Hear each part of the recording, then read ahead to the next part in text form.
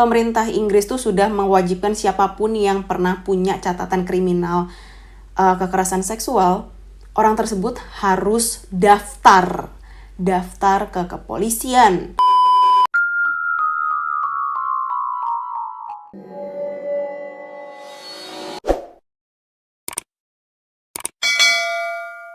Badabing badabu, hai bestiani, apa kabar semuanya? Semoga kalian sehat-sehat aja.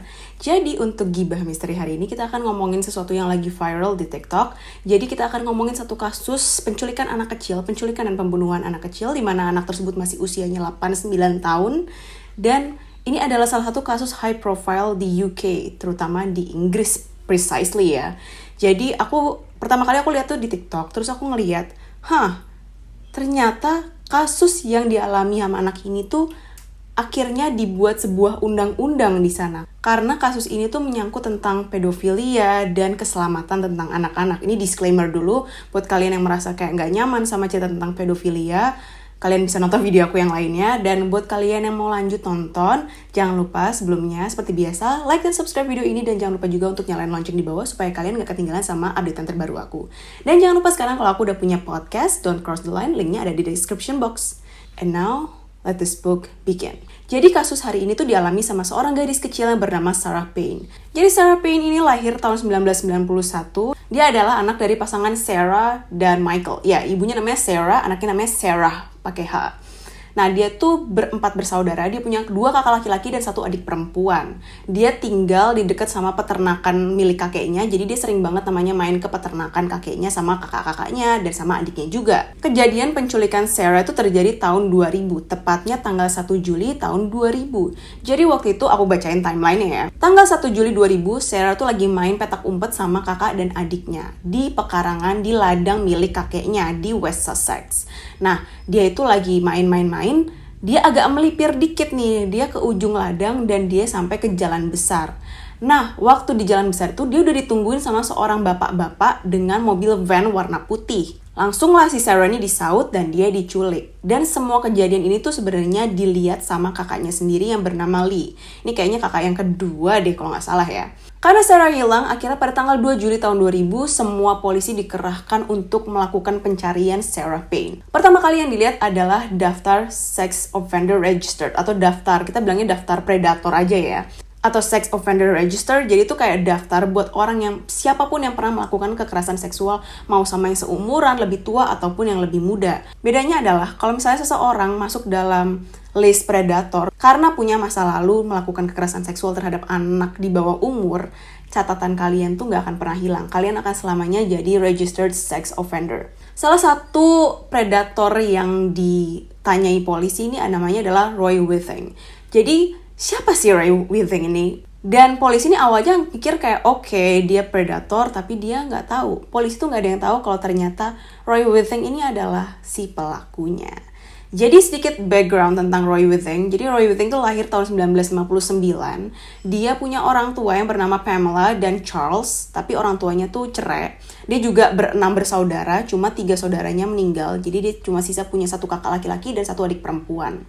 Dia tinggal di Crawley. Dia sempat kuliah, tapi dia drop out. Dan setelah dia drop out, dia kerja kayak serabutan gitu. Dia kerja jadi tukang delivery, atau dia juga kerja ngecat-ngecat garasi, ngecat-ngecat mobil.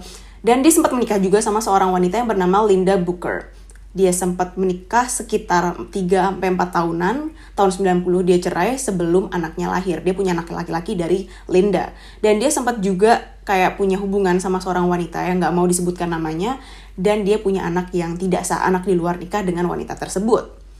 Pada tahun 1995, tepatnya bulan Maret, Roy ini pernah kena masalah di mana dia menculik dan juga melecehkan seorang anak perempuan yang berusia 9 tahun. Di sini Roy itu dia ngelepasin si anak ini, si korban ini lapor ke orang tuanya lapor ke polisi, dan si korban ini juga mendeskripsikan Roy. Dia mendeskripsikan fisiknya Roy dan juga mobil yang dia gunakan. Jadi waktu itu mobil yang dikendarai Roy adalah mobil sedan dan ada stiker Bart Simpson-nya. Akhirnya polisi minta tolong media untuk mencari siapa sih si pelakunya ini, dan ada satu orang yang mana adalah kenalannya Roy, dan dia bilang ke polisi kalau aku punya kenalan namanya Roy Withing. Dia baru aja jual mobil sedannya Ford Sierra yang mana ada stiker Bart Simpson-nya. Karena kesaksian dari kenalan tersebut, akhirnya Roy Withing ditangkap sama polisi dan sekitar bulan Juli-Juni gitu, dia akhirnya ngaku kalau dia melakukan penculikan dan juga kekerasan seksual, pelecehan terhadap si anak 9 tahun tadi. Karena dia ngaku, hukuman yang tadinya harusnya didapatkan adalah seumur hidup, akhirnya dipotong jadi cuma 4 tahun. Kalian bisa bayangin, dari seumur hidup ke 4 tahun itu bedanya jauh banget. Dan banyak orang yang protes, termasuk psikiater yang nanganin si Roy Withing ini. Karena menurut psikiater ini, Roy Withing ini gak akan pernah berubah. Dan next time dia akan melakukan tindakan predatornya ini, korbannya tuh pasti bakal dibunuh. Tapi gak ada yang mau dengerin omongan si psikiater ini. Dan Roy pun gak ditahan selama 4 tahun penuh. Dia cuma ditahan sekitar 2,5 tahun. Jadi sebenarnya tuh dia mau dikeluarkan setelah 2 tahun. Tapi ternyata setelah dibebaskan dia gak mau ikut rehab, bla bla bla. Akhirnya dia dimasukin lagi, ditahan lagi selama 5 bulan. Setelah dia bebas penuh dari tahanan, dia tahu dia gak bakal bisa lagi balik tinggal di Crawley. Akhirnya dipindah ke suatu kota yang bernama Littlehampton. Itu sekitar 40 km dari Crawley. Dia tinggal di sebuah apartemen gitu. Dan aku kurang tahu apa yang dia lakukan, apa yang dia kerjakan selama itu. Mungkin dia juga kerja serabutan lagi kayak dulu. Dan karena waktu dia keluar tuh kan tahun 1997 ya, dimana pemerintah Inggris tuh sudah mewajibkan siapapun yang pernah punya catatan kriminal kekerasan seksual, orang tersebut harus daftar ke kepolisian. Dan itulah yang dilakukan sama Roy Withing. Nah, waktu polisi datang ke rumahnya Roy Withing mengenai hilangnya Sarah Payne, Roy tuh kayak ya udah cuek banget, nggak peduli sama apa yang terjadi sama Sarah. Dan dia cuma bilang kalau, oh aku nggak tahu ya, soalnya 5:30 sore sampai jam 9:30 malam aku pergi ke karnaval di kota Hove, di daerah Hove. Oke, polisi kayak thank you for your time, terima kasih sudah mau menjawab pertanyaan kami. Dan pas polisi cabut dari rumahnya Roy, tiba-tiba Roy itu langsung jebut lari ke mobil van-nya. Dia mau kabur. Polisi kayak oke, ini orang mau kabur, kenapa nih? Ditangkaplah Roy, dan ternyata di dalam mobil van-nya si Roy ini ada resi di mana menunjukkan kalau Roy itu baru aja beli bensin pada tanggal 1 Juli 2000 di daerah yang bernama Pulborough. Padahal tadi Roy bilangnya kalau dia ada di karnaval di Hove.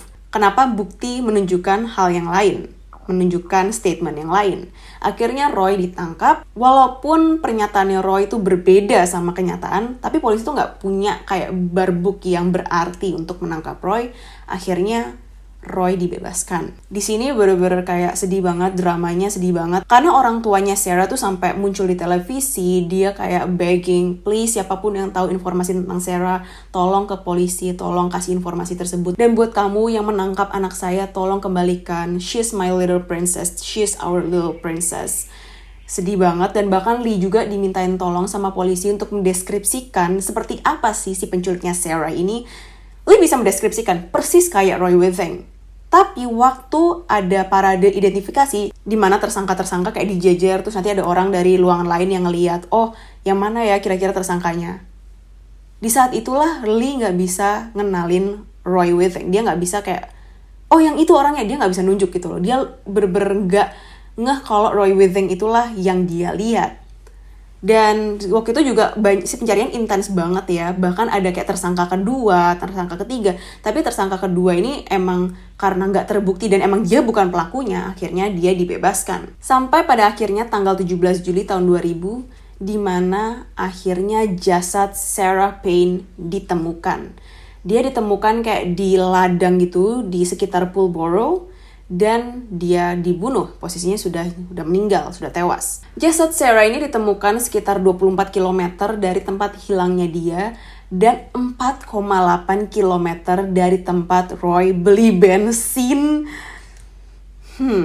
Oke. Dan 3 hari kemudian, tanggal 20 Juli, ditemukan sebelah sepatunya Sarah 6 km dari tempat ditemukan jasadnya. Dan sepatu tersebut udah diidentifikasi ya, udah tahu kalau itu punyanya Sarah. Karena kasus ini kasus yang sangat high profile, dapat banyak banget perhatian dari publik, makanya media terus kayak jor-joran nampilin tentang Sarah.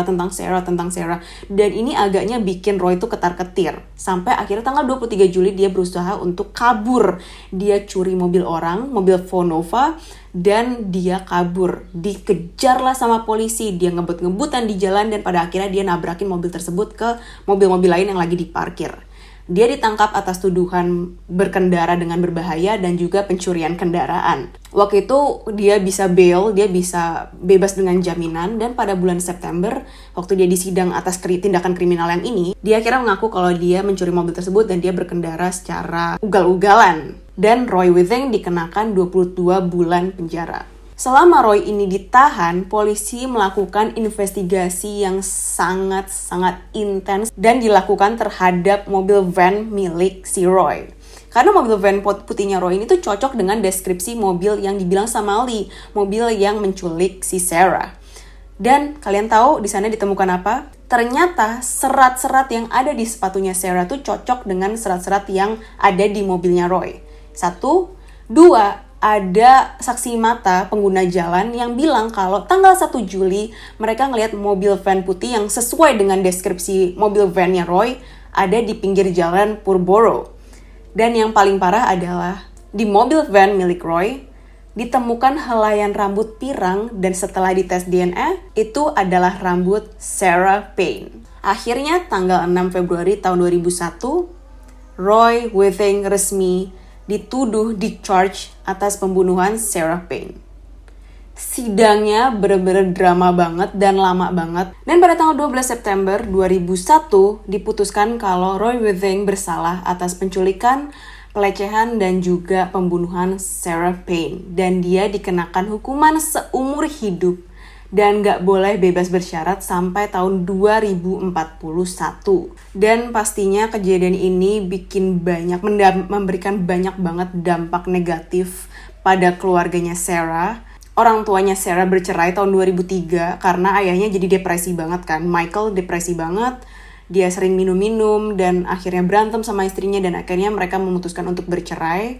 Ayahnya juga makin depresi lagi dan beliau meninggal di usia yang masih sangat muda, umur 45 tahun 2014. Itu masih muda banget. Dan dampak positifnya dari kejadian ini untuk ibunya Sarah, jadi Sarah Payne, setelah sidang keputusan hukumannya si Roy Withing, Sarah Payne bikin kampanye untuk membuat Sarah Law. Jadi undang-undang Sarah yang mana mengatur di mana orang tua tuh berhak mengakses informasi tentang predator di sekitar mereka.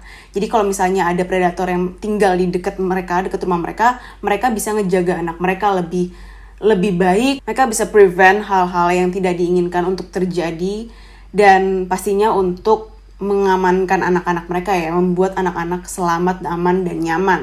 Dan tahun 2008 atas upaya yang dilakukan sama Sarah Payne ini, akhirnya beliau diberikan semacam penghargaan MBE, yang mana itu adalah penghargaan untuk kontribusinya terhadap keselamatan anak-anak. Dan dari kisah Sarah Payne ini kita bisa dapat pelajaran ya kalau memang penting. Oke, kita tahu kita nggak boleh ngejudge orang atas masa lalunya, tapi ini penting. Karena menurut aku pedofilia tuh nggak termaafkan. Suka sama orang yang underage, masih di bawah umur tuh sangat ilegal. Dan penting banget untuk orang tua untuk tahu apakah ada predator yang tinggal di sekitar mereka demi keselamatan anak sendiri. Bodoh amat kalau kalian mikir, kok judgmental banget sih orang ini, kan orang bisa berubah, bla bla. Menurut aku predator nggak ada yang pernah bisa berubah dan itu adalah kejahatan yang paling hina yang menurut aku pernah ada di muka bumi. Jadi that's it from me, itulah dari bagian aku dan semoga Sarah Payne tenang di atas sana.